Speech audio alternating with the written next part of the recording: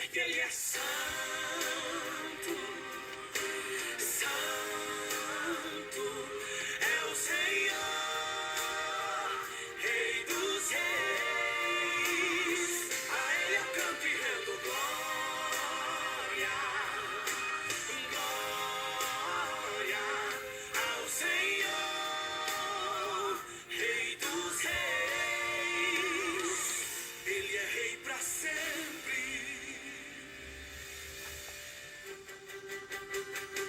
Ele está sentado sobre o trono e sua glória invade o lugar.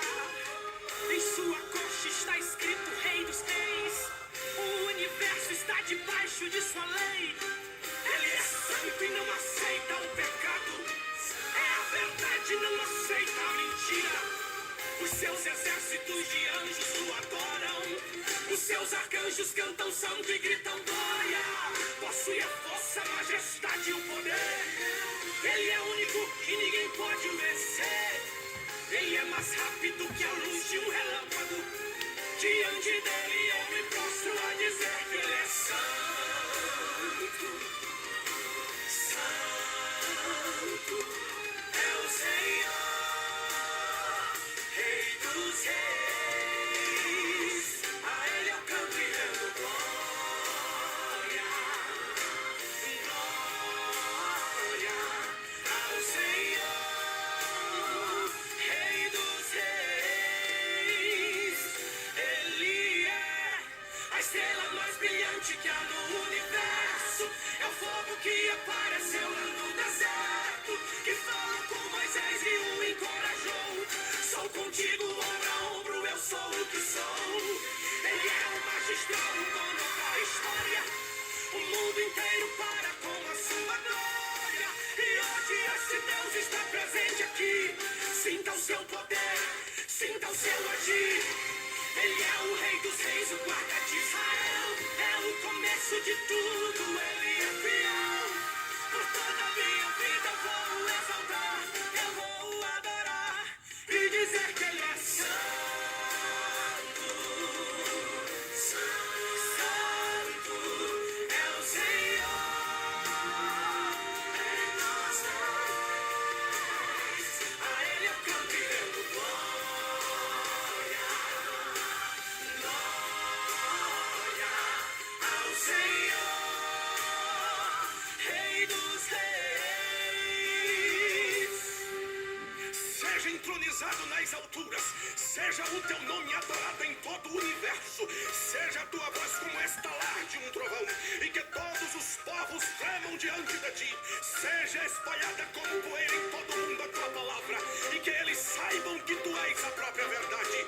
Que todos os joelhos se dobrem e se prostrem diante de ti, pois tu és o começo, tu és o meio, tu és o fim. Ele é a estrela mais brilhante que há no universo. E falou com Moisés e o encorajou. Sou contigo, ombro a ombro, eu sou o que sou. Ele é o magistral, o dono da história. O mundo inteiro para com a sua glória. E hoje esse Deus está presente aqui. Sinta o seu poder, sinta o seu agir. Ele é o Rei dos Reis, o guarda de Israel. É o começo de tudo, Ele é fiel. Por toda a minha vida vou exaltar, Eu vou adorar e dizer que Ele é santo, santo é o Senhor, Rei dos reis. A Ele eu canto e rendo glória, glória, glória, glória, glória, glória ao Senhor, Rei dos reis. Ele é rei para sempre.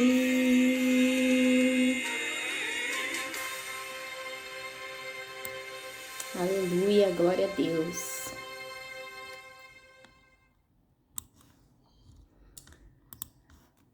Bom dia, pessoal. Agora, no momento que eu tô gravando esse vídeo, são 8 horas e 4 minutos do dia 1 de julho de 2026. Para continuar o devocional do livro Design Divino, Mulher, Sua Verdadeira Feminilidade. Tô na semana 1, no dia 2. Vou ler o dia 2 e o dia 3 hoje, quarta-feira, dia 1/7 de 2026. Mas antes, eu vou fazer uma oração, retirada da Escola de Oração, livro 3, Orando a Palavra, da Valnice Milhomens. Página 209, oração de dedicação. Pai, coloco-me diante de Ti e exponho-me à Tua presença e à Tua palavra. Tenho trabalhado em minha alma sob a liderança do Teu Espírito, buscando conservar os inimigos fora do meu arraial, sem lhes dar brechas. Agora, porém, quero confessar-te a fome pela Tua palavra. Para sempre, ó Yahvé, a Tua palavra está firmada nos céus.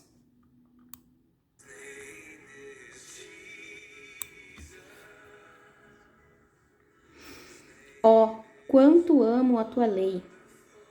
Ela é a minha meditação o dia todo.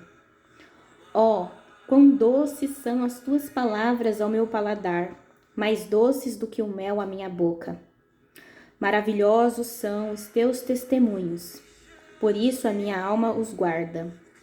Tua lei é perfeita e restaura minha alma, pelo que a ela me devotarei cada vez mais, sabendo que nela encontro direção para os meus passos, pois ela é lâmpada para os meus pés e luz para os meus caminhos. Sonda-me, ó Deus, conhece o meu coração, prova-me e conhece os meus pensamentos. Vê se há em mim algum caminho perverso e guia-me pelo caminho eterno. Quero andar nos teus caminhos com integridade de coração e santidade de vida. Aborreço o pecado e arrependo-me até o pó das transgressões contra a tua palavra. Quem pode discernir os próprios erros? Purifica-me tu dos que me são ocultos. Dá-me a graça de um coração inclinado ao arrependimento, sempre que ele se fizer necessário. Estou consciente da possibilidade de engano e queda e me inclino à tua palavra para que os meus pés não resvalem. Não me deixes cair em tentação, mas livra-me do mal. Meu Deus, é forte dentro de mim a consciência de que pertenço a Ti. Novamente venho dizer-te que tudo quanto sou e tenho procede de Ti e volta para Ti. Não sou de mim mesma. Do que me deste ofereço a Ti, sem reservas, com um coração voluntário e contrito. Tens tudo o que queres de mim, nada me tens negado, em Cristo meu Senhor. Nada também quero negar-te. Meu ser inteiro está dedicado a Ti para o louvor da Tua glória. Dispõe, pois, deste vaso que é Teu, do modo como Te aprouver, para os Teus eternos propósitos. E isto será alegria e gozo para este coração de filha que Te ama tanto e não pode viver sem Ti.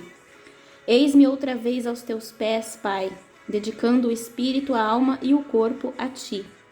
Isto até parece sem sentido, pois nada tenho que de Ti não houvesse recebido. Ainda assim, quero que saibas que não há outro bem que eu deseje além de Ti. E todo meu ser repudia qualquer tipo de vida que não seja inteiramente consagrada a Ti. Aceita, pois, esta oferta singela, amor, gratidão e devoção de um ser que foi atraído por Ti e encontra sua plena realização somente em Ti. Amém. Amém. Bom, vamos começar então a leitura.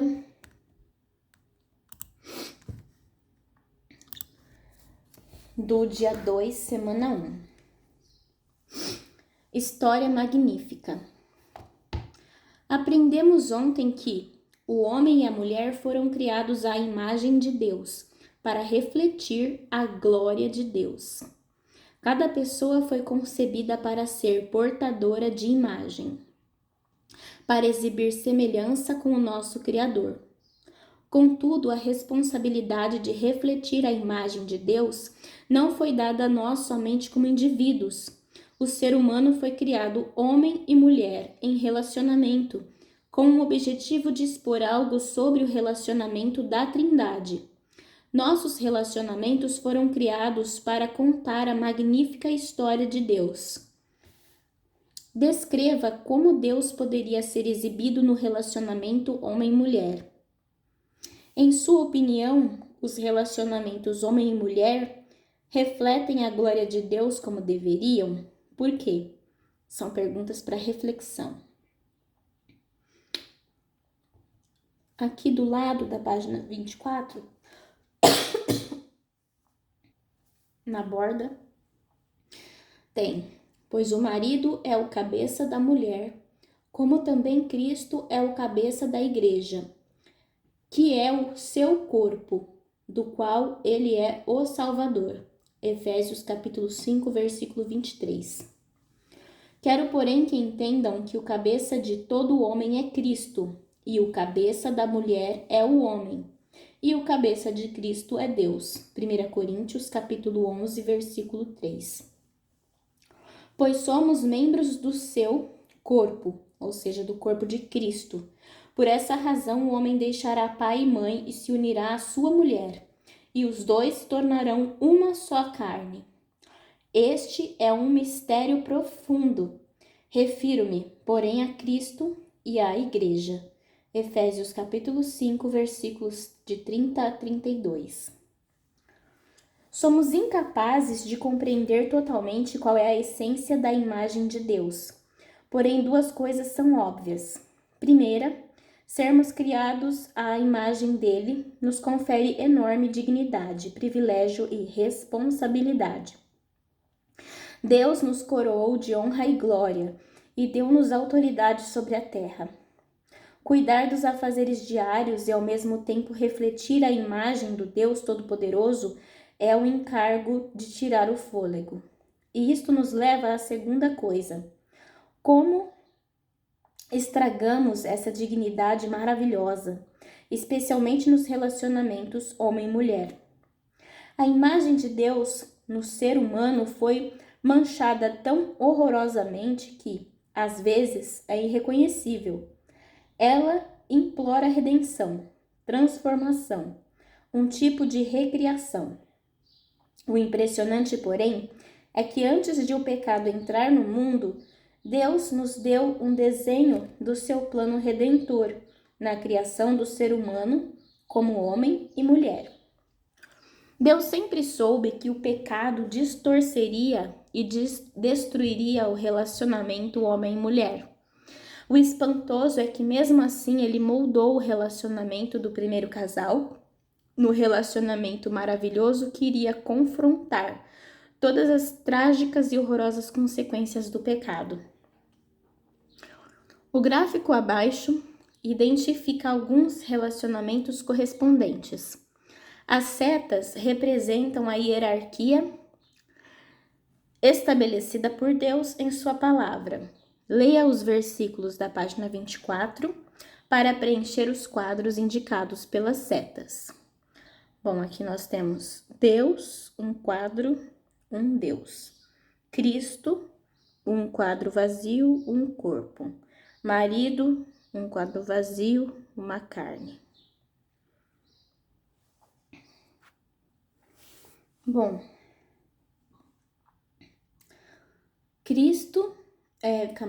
Deus é o cabeça de Cristo. Cristo é o cabeça da igreja. E o marido é o cabeça da mulher. Então, Deus, setinha Cristo, um Deus. Cristo, setinha igreja, um corpo.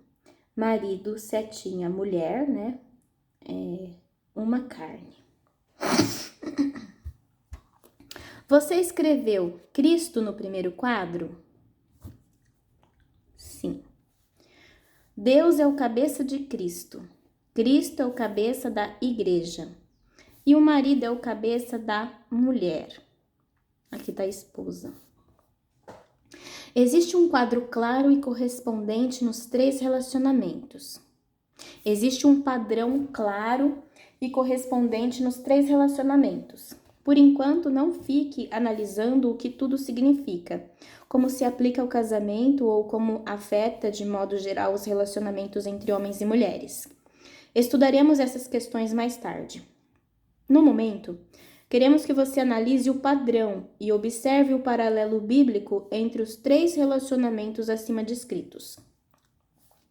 Nosso desejo é que você entenda que Deus criou o gênero masculino e o gênero feminino e instituiu o casamento por uma razão específica. Esta razão nos foi revelada e só podemos entendê-la em e por meio de Jesus Cristo. Deus criou o homem e a mulher para que narrem a magnífica história de Cristo. Leia novamente Efésios capítulo 5, versículos de 30 a 32 na margem da página anterior. Marque as palavras mistério e profundo. Qual é o mistério profundo? Pois somos membros do seu corpo. Por esta razão, o homem deixará pai e mãe e se unirá à sua mulher, e os dois se tornarão uma só carne. Este é um mistério profundo. Refiro-me, porém, a Cristo e à Igreja.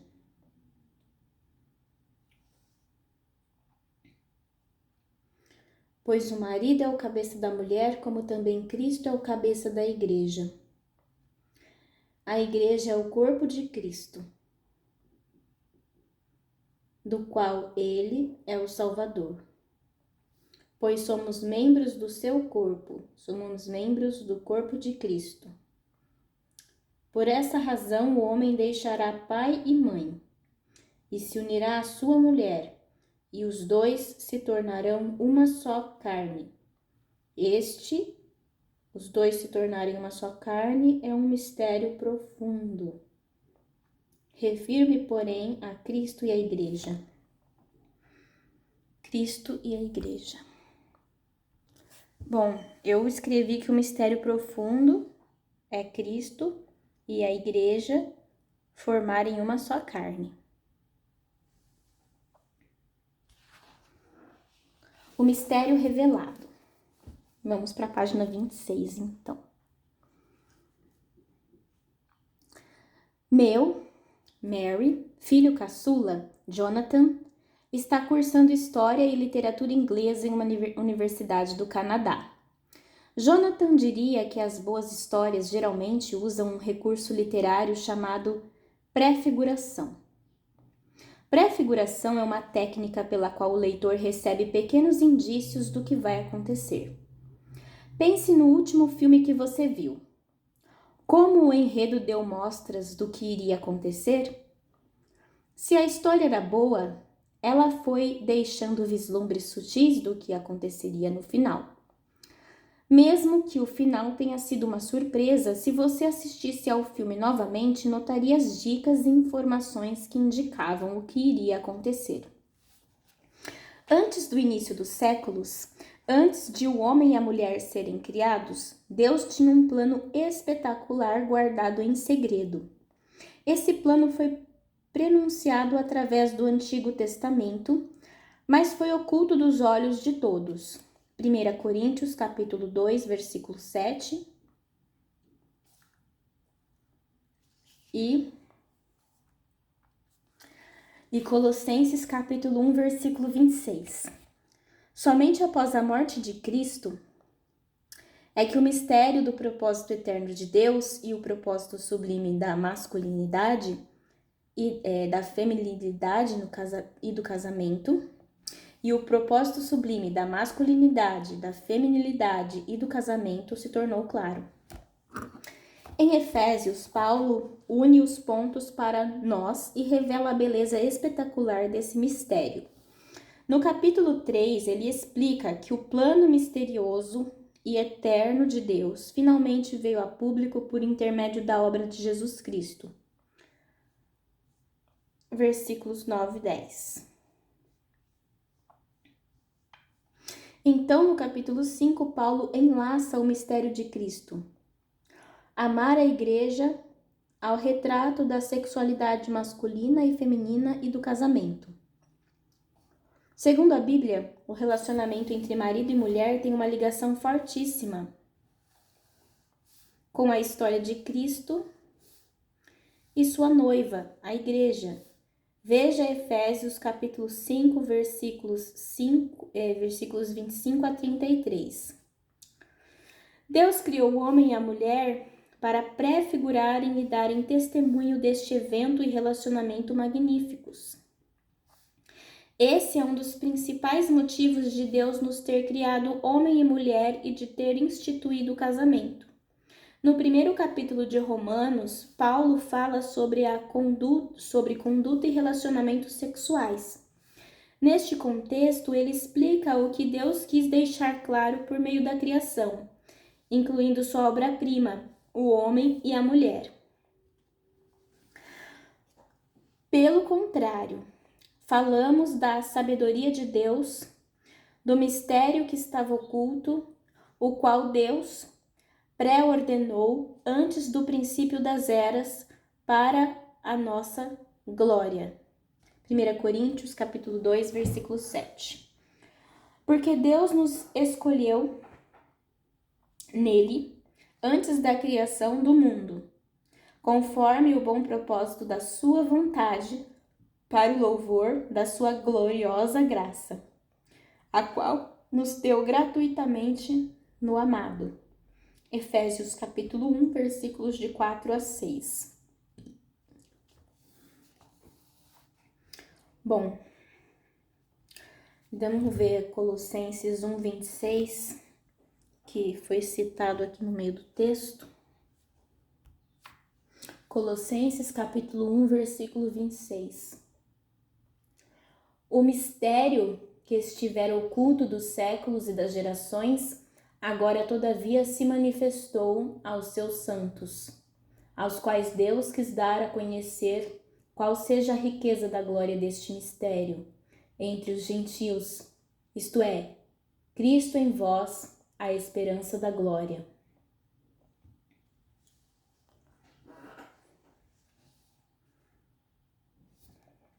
Agora vamos ver Efésios.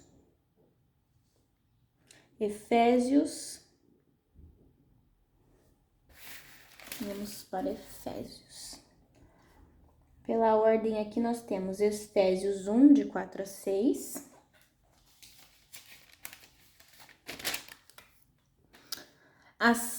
Vamos lá. Bendito o Deus e Pai de nosso Senhor Jesus Cristo, que nos tem abençoado com toda sorte de bênção espiritual nas regiões celestiais em Cristo, assim como nos escolheu nele antes da fundação do mundo para sermos santos e irrepreensíveis perante ele e em amor. Nos predestinou para ele, para a adoção de filhos, por meio de Jesus Cristo, segundo o beneplácito de sua vontade, para louvor da glória de sua graça, que ele nos concedeu gratuitamente no amado.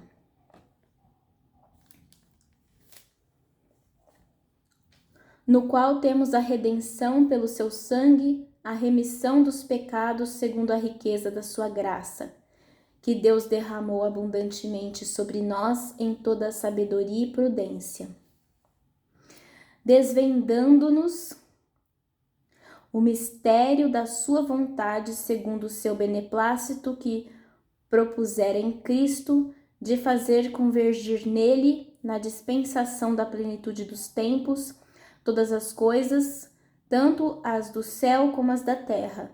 Nele, digo, no qual fomos também feitos herança, predestinados segundo o propósito daquele que fez todas as coisas conforme o conselho da sua vontade, a fim de sermos para louvor da sua glória, nós, os que de antemão esperamos em Cristo, em quem também vós, depois que ouvistes a palavra da verdade, o evangelho da vossa salvação, tendo nele também crido, fostes selados com o Santo Espírito da promessa, o qual é o penhor da nossa herança, até o resgate da sua propriedade, em louvor da sua glória. Depois, Efésios, capítulo 3, versículos 9 e 10.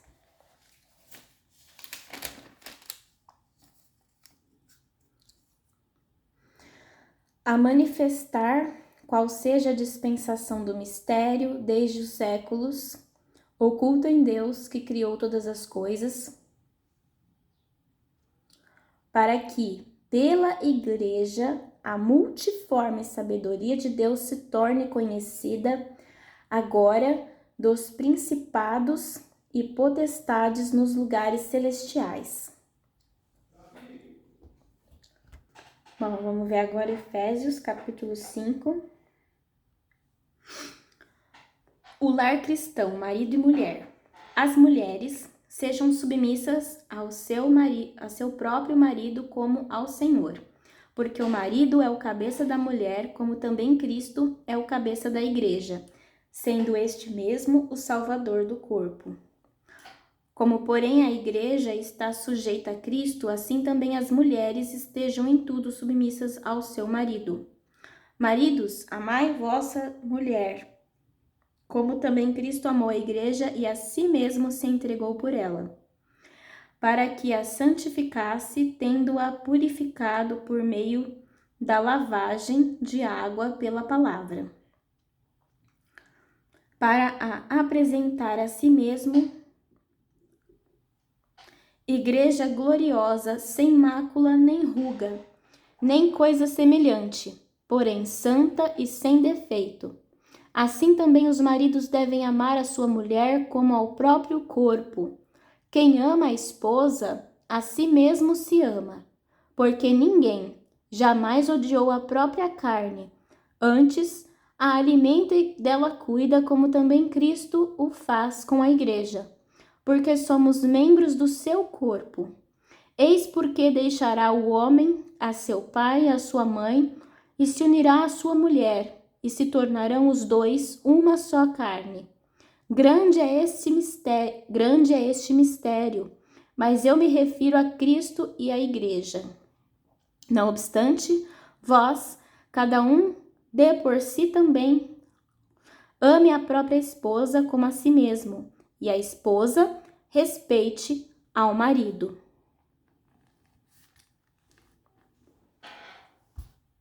Então, Deus criou o homem e a mulher para prefigurarem e darem testemunho deste evento e relacionamento magníficos. Esse é um dos principais motivos de Deus nos ter criado homem e mulher e de ter instituído o casamento. No primeiro capítulo de Romanos, Paulo fala sobre conduta e relacionamentos sexuais. Neste contexto, ele explica o que Deus quis deixar claro por meio da criação, incluindo sua obra-prima, o homem e a mulher. Leia Romanos, capítulo 1, versículos 19 e 20 na margem. Quais as duas coisas invisíveis que Deus quis revelar por meio da criação? Pois o que de Deus se pode conhecer é manifesto entre eles, porque Deus lhes manifestou. Pois desde a criação do mundo, os atributos invisíveis de Deus, seu eterno poder e sua natureza divina, têm sido vistos claramente, sendo compreendidos por meio das coisas criadas, de forma que tais homens são indesculpáveis.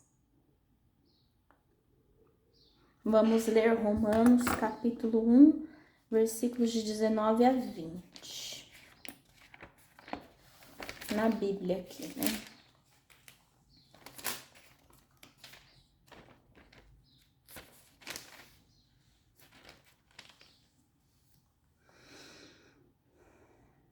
idolatria e depravação dos homens. A ira de Deus se revela do céu contra toda impiedade e perversão dos homens que detêm a verdade pela injustiça. Porquanto o que de Deus se pode conhecer é manifesto entre eles, porque Deus lhes manifestou. Porque os atributos invisíveis de Deus, assim o seu eterno poder, como também a sua própria divindade, claramente se reconhecem desde o princípio do mundo, sendo percebidos por meio das coisas que foram criadas. Tais homens são por isso indesculpáveis.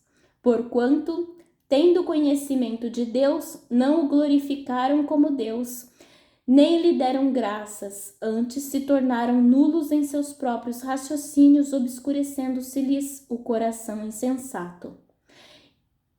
Inculcando-se por sábios, tornaram-se loucos, e mudaram a glória do Deus incorruptível em semelhança da imagem de homem corruptível, bem como de aves, quadrúpedes e répteis.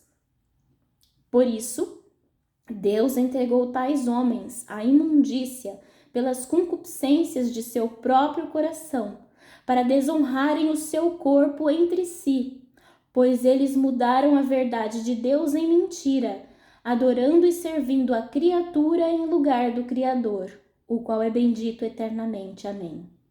Por causa disso, os entregou Deus a paixões infames, porque até as mulheres mudaram o modo natural de suas relações íntimas por outro, contrário à natureza. Semelhantemente, os homens também, deixando o contato natural da mulher, se inflamaram mutuamente em sua sensualidade, cometendo torpeza, homens com homens, e recebendo em si mesmos a merecida punição do seu erro. Então, quais as duas coisas invisíveis que Deus quis revelar por meio da criação? Primeiro, seu eterno poder, segundo, sua natureza divina. O poder eterno de Deus e sua natureza divina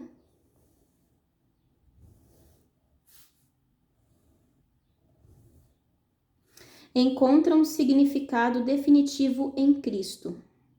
Juntos, homem e mulher dão testemunho do caráter de Deus e representam a verdade mais importante de Cristo e a Igreja. Essa verdade espiritual é tão magnífica que Deus lhe deu lugar de destaque entre todos os povos do mundo. Ele gravou o trailer de sua história em cada coração humano que já pisou na terra. Os homens foram criados para refletir o poder, o amor e o alto sacrifício do Senhor Jesus. As mulheres foram criadas para refletir a sensibilidade, a graça e a beleza da noiva que ele redimiu. E o casamento foi criado para refletir a aliança e a união de Cristo e sua noiva.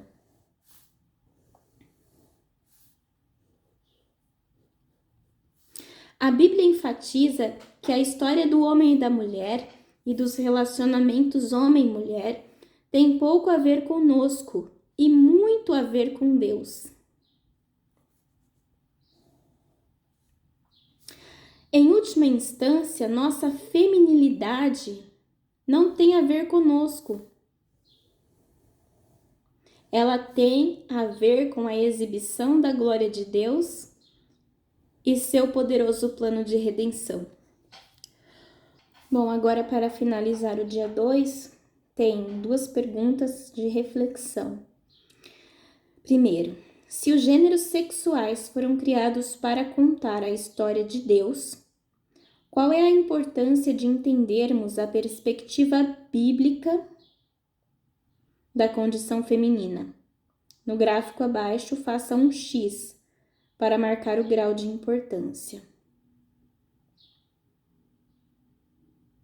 Eu coloquei extremamente importante, né? Para saber a perspectiva bíblica da condição feminina, para que a gente possa saber qual que é a vontade de Deus, né? Para a gente poder refletir a glória dele na nossa condição feminina. para as mulheres, no caso. Dê exemplos de como sua vida e seus relacionamentos como mulher têm ou não têm refletido a imagem de Deus e sua história de redenção. Então, na página 27, acabou o dia 2. Página 28, semana 1, dia 3. Criou Deus o homem à sua imagem, a imagem de Deus o criou, homem e mulher os criou. Gênesis 1, 27. Visão global. Nicole participou de uma conferência do movimento Mulheres Verdadeiras. A jovem foi por curiosidade e cheia de desconfiança. Nicole não entendia a importância de uma conferência sobre feminilidade e detestava a ideia de o papel da mulher ser diferente do papel do homem, como se ela não pudesse fazer tudo o que um homem podia fazer e melhor. Nicole disse que o estalo veio quando ela entendeu que homem e mulher existem para retratar as profundas verdades espirituais de Deus. Quando eu abordava a conversa sobre o papel do homem e da mulher de uma perspectiva humana, a discussão toda parecia muito patética. Aí deu o clique. A vontade de Deus é que minha condição de mulher relate a história dele. Então as coisas começaram a fazer sentido. A meu ver, a minha feminilidade era assunto só meu. Tinha a ver com meus relacionamentos, com o que eu queria da vida. Eu estava perdendo a visão global das coisas. Afinal, minha feminilidade não começa nem termina comigo. Seu propósito é contar a história de Jesus. Antes de participar da conferência, Nicole não enxergava a floresta por causa das árvores. Não enxergar a floresta é uma expressão usada quando alguém se envolve tanto com os detalhes que deixa de apreciar o cenário inteiro. É triste dizer, mas isso geralmente acontece em discussões sobre o papel do homem e da mulher. As pessoas se concentram nas minúsculas, minúcias das atribuições e dos relacionamentos de um e de outro e acabam perdendo de vista as realidades mais importantes indicadas por eles. As pessoas se concentram nas minúcias das atribuições e dos relacionamentos de um e de outro e acabam perdendo de vista as realidades mais importantes indicadas por eles. A expressão não enxergar a floresta por causa das árvores me lembra as densas florestas de coníferas, pinheiro e abeto, que revestem as ladeiras das montanhas rochosas e outras cordilheiras do noroeste dos Estados Unidos. Certa vez eu e minha família, mais um grupo de amigos, fomos passar as férias no estado de Colorado e fizemos uma viagem emocionante de Maria Fumaça através de uma floresta espetacular de coníferas. A maioria dessas florestas, sempre viva, é formada por dois tipos de árvores: o Pinus ponderosa, pinheiro do Canadá e Estados Unidos, e abeto de Douglas, pinheiro do oeste da América do Norte. As árvores Pinus ponderosa têm casca em tom marrom alaranjado, de ranhuras intrincadas, agulhas longas e finas e um leve cheiro de baunilha. A casca dos abetos de Douglas é escura e tem sulcos profundos. Suas agulhas achatadas e pontudas se enrolam nos pequenos galhos. Esses pinheiros têm um forte cheiro de terra. Cada tipo de árvore tem sua própria beleza, mas, quando admiradas juntas, como uma floresta cercada de picos e vales, rios cintilantes e a vasta extensão de um céu azul-violeta, o carpete verde escuro de árvores é absolutamente espetacular. Esperamos que você tenha vislumbrado o cenário todo na lição de ontem. É como se estivéssemos em um mirante e observássemos que homens e mulheres, como abetos e pinheiros, fazem parte da mesma floresta. E essa floresta se ajusta totalmente na paisagem dos planos e propósitos de Deus. No estudo de hoje, iremos dar um close nessa floresta em particular. Analisaremos homens e mulheres como partes da raça humana e veremos que os dois têm o mesmo mérito, valor e dignidade, como portadores da imagem de Deus. Homem e mulher são igualmente partes da criação que Deus chamou de homem. Leia Gênesis 1, 26 a 31 em sua Bíblia. No versículo 27, quem foi criado à imagem de Deus? Homem, ele, homem e mulher. Também disse Deus: façamos o homem à nossa imagem, conforme a nossa semelhança. Tenha ele domínio sobre os peixes do mar, sobre as aves dos céus, sobre os animais domésticos, sobre toda a terra e sobre todos os répteis que rastejam pela terra. Criou Deus, pois, o homem à sua imagem, a imagem de Deus o criou. Homem e mulher os criou. Então, homem e mulher. E Deus os abençoou e lhes disse: sede fecundos, multiplicai-vos, enchei a terra e sujeitai-a, dominai sobre os peixes do mar, sobre as aves dos céus e sobre todo animal que rasteja pela terra. E disse Deus ainda: eis que vos tenho dado todas as ervas que dão semente e se acham na superfície de toda a terra, e todas as árvores em que há fruto que dê semente, isso vos será para mantimento. E a todos os animais da terra, e a todas as aves dos céus, e a todos os répteis da terra, em que há fôlego de vida, toda a erva verde que lhes será para mantimento.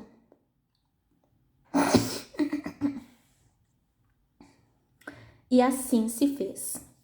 Viu Deus tudo quanto fizera, e eis que era muito bom. Houve tarde e manhã o sexto dia.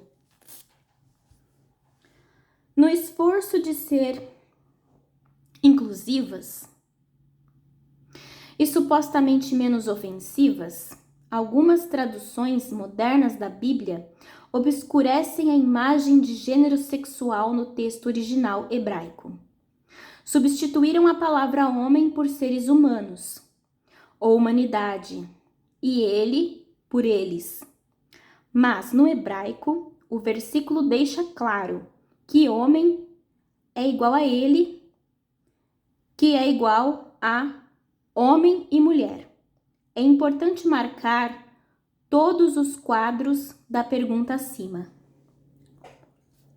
Então, homem, ele, homem e mulher. Ou seja, no hebraico, o versículo deixa claro que homem é igual a ele e que homem é igual a ele, que é igual a homem e mulher. Talvez você pergunte: não é sexismo, discriminação e coisa antiga usar a palavra genérica homem em relação a todos os seres humanos, homem e mulher? Por que a Bíblia chama a humanidade de ele?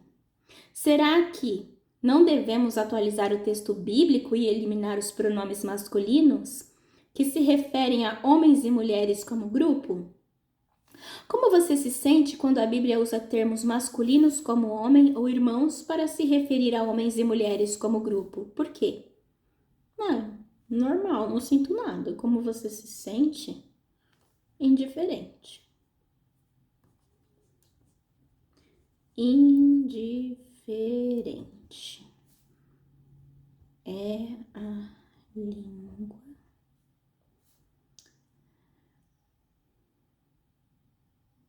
correta. É a linguagem correta de usar. Eu me sinto indiferente quanto a isso. Não me incomoda em nada. Eu entendo que quando fala homem quer dizer o ser humano, quando fala irmãos quer dizer homem e mulher. Homem e mulher os criou. Quando foram criados, ele os abençoou e os chamou homem. Gênesis 5:2. Vamos lá para Gênesis 5:2. Este é o livro da genealogia de Adão. No dia em que Deus criou o homem, à semelhança de Deus o fez. Homem e mulher os criou e os abençoou. E lhes chamou pelo nome de Adão. No dia em que foram criados. Existe um motivo importante para Deus usar a palavra homem em referência à raça humana como um todo. A discussão de hoje será um pouco técnica, mas por favor nos acompanhe. Entender esse conceito ajudará você a captar o ensino geral da Bíblia sobre gênero sexual e por que Deus normalmente usa pronomes masculinos quando inclui as mulheres. Aguente firme e verá que isso é mesmo relevante. Gênesis 1:27 afirma a verdade extraordinária de que todos os seres humanos são portadores da imagem divina. Homens e mulheres a possuem igualmente, mas também afirma e reafirma que Deus se refere a nós coletivamente usando um pronome masculino singular. Em Gênesis 5:2, na margem, faça um círculo na frase chamou o homem. Em sua opinião, por que Deus escolheu esse nome comum para homem e mulher? Gênesis 5:2. Homem e mulher os criou. Quando foram criados, ele os abençoou e os chamou homem. Assim está escrito: o primeiro homem, Adão, tornou-se um ser vivente. O último Adão, espírito vivificante. 1 Coríntios, capítulo 15, versículo 45.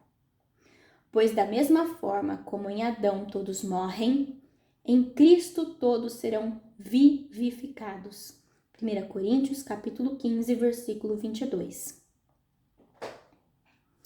Então, faça um círculo na frase. Chamou homem. Em sua opinião, por que Deus escolheu esse nome comum para homem e mulher? Não sei. Vamos ler para descobrir a resposta. Sempre ouvimos que usar o termo homem para se referir à raça humana degrada as mulheres. Besteira. No entanto, uma análise mais cuidadosa revelará que o oposto é verdadeiro. Ao escolher a palavra homem para se referir ao homem e à mulher, Deus mostrou que os dois partilhariam da mesma condição para a qual ele providenciaria uma solução comum. Quando Deus chamou homem e mulher de homem, está na verdade enfatizando a união e igualdade profundas que existem entre os dois.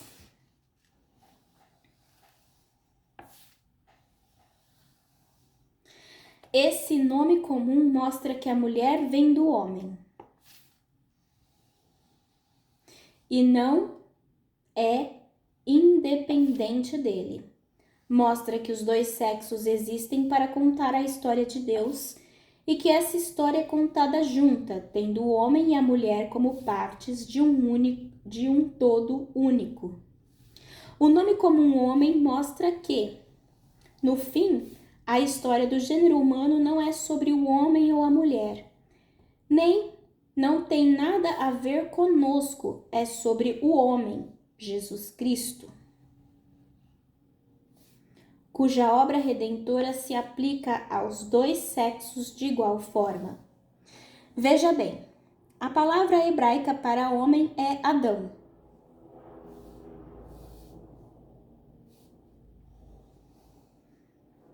É bem parecida com a palavra Adamá, usada para chão.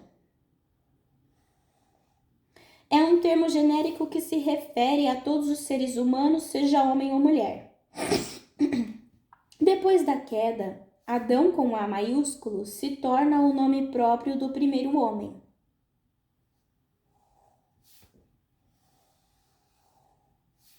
E muito mais tarde, Jesus Cristo vem como o último Adão, para redimir Adão, a raça humana, e levar à glória muitos filhos e filhas de Deus. A ligação entre essas palavras pode ser ilustrada assim: Adamá, chão; Adão, homem; Adão com A maiúsculo, primeiro homem, homem do pó; último Adão, segundo homem, homem do céu.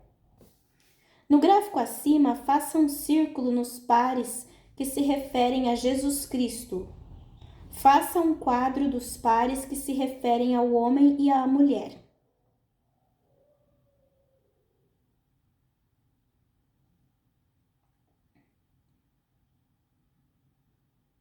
Aos olhos de Deus, a mulher é parte e expressão de Adão com A minúsculo, tanto quanto o homem. Se pensar bem, você notará que as implicações são surpreendentes. Isso significa que homem e mulher podem traçar seu início ao pó do chão. Significa que os dois gêneros portam a imagem de Deus completa e individualmente. Significa que Deus valoriza os dois da mesma maneira.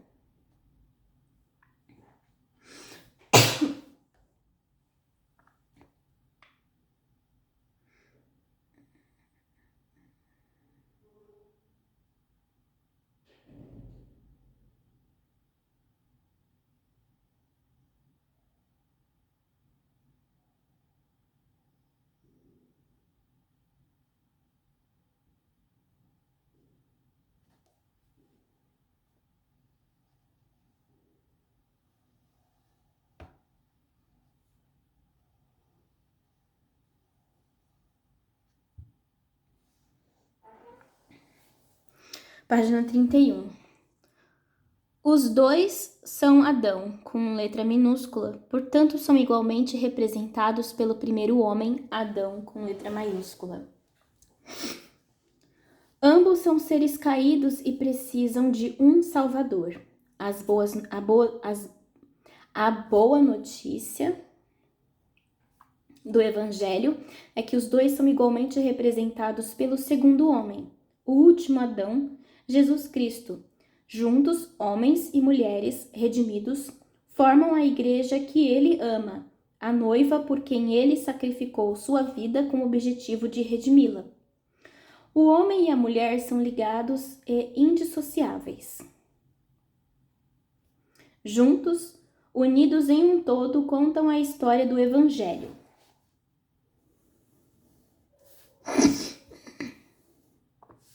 Usando a analogia da floresta conífera, podemos dizer que, embora o homem e a mulher sejam diferentes, como o pinheiro e o abeto, são igualmente partes da floresta, igualmente sempre vivas e igualmente importantes para o ecossistema florestal. Quando Deus chamou o homem e a mulher de Adão, ele tinha em mente o último Adão. Quando então, para apaziguar as preferências da sociedade, mudamos Adão para qualquer outra coisa que chamamos mais inclusiva, entre aspas, diluímos o verdadeiro sentido da palavra. Se a mulher não é parte do homem, como ela pode ser representada pelo primeiro homem, Adão? Mais ainda, como pode ser representada pelo segundo homem, o último Adão, Jesus Cristo? A explicação talvez seja um tanto difícil de absorver, mas desejamos que você entenda isto. É bobagem achar que podemos melhorar o que a Bíblia ensina sobre o gênero sexual ou trocar o pronome que ela usa. A visão global ensina que desde o início o plano de Deus para os dois gêneros tem pouco a ver conosco e tudo a ver com Jesus. Temos de acreditar que mesmo que não entendamos tudo completamente, as palavras, as imagens e os significados que Deus escolheu para refletir sua glória não são apenas corretos, também são bons, muito bons. Em sua Bíblia, leia 1 Coríntios capítulo 15, versículos 45 a 49. Explique rapidamente por que Deus agregou homens e mulheres quando os chamou de homem. Você concorda que a mulher ser identificada como parte do homem é certo e bom? Agradeça a Deus pela sabedoria e grandeza do plano dele. Então, vamos finalizar o dia 3 da página 31, lendo 1 Coríntios, capítulo 15.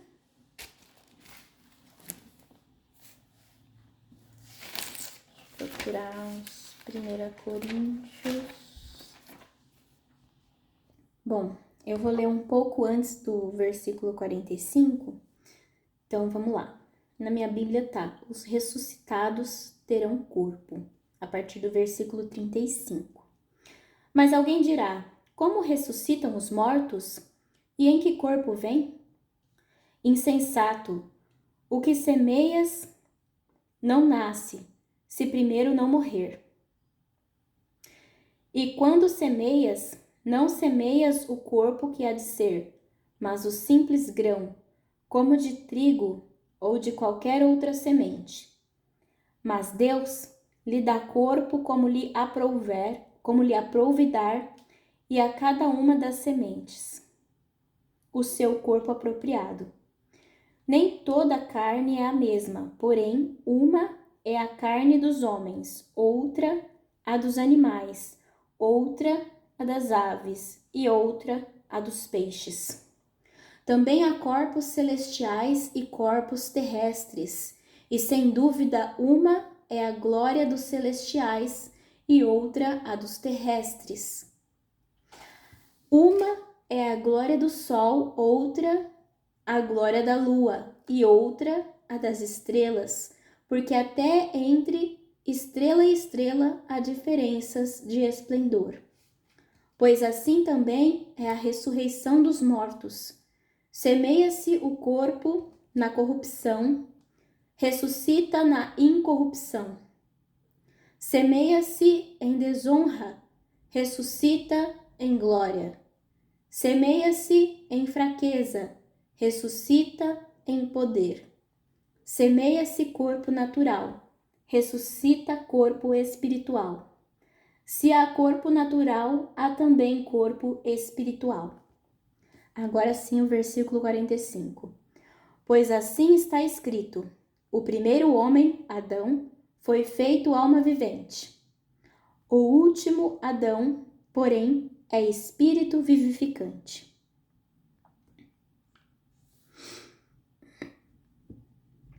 Mas não é primeiro o espiritual, e sim o natural. Depois o espiritual.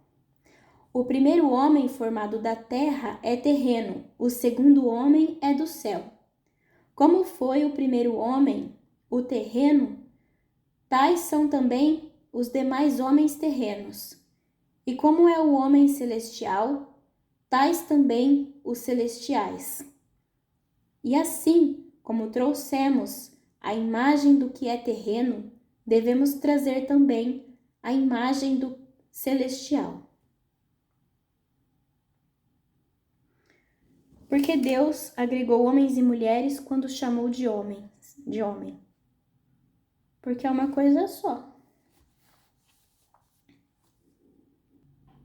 Bom, aqui nós terminamos então o dia 3 da semana 1. E eu agradeço a Deus pela sua sabedoria e grandeza em seu plano e em seu plano de redenção do ser humano. Obrigada, Senhor, por esse momento de estudo e de conhecimento, de conhecer mais do seu plano e do mistério da tua criação, Pai. Muito obrigada. Espírito Santo, continua ministrando no nosso espírito, na nossa mente, o mistério da obra de Deus, para que a gente possa ter cada vez mais entendimento do plano todo de Deus para nós. Em nome de Jesus, obrigada por este momento e que nós tenhamos uma excelente quarta-feira. Em nome de Jesus, amém.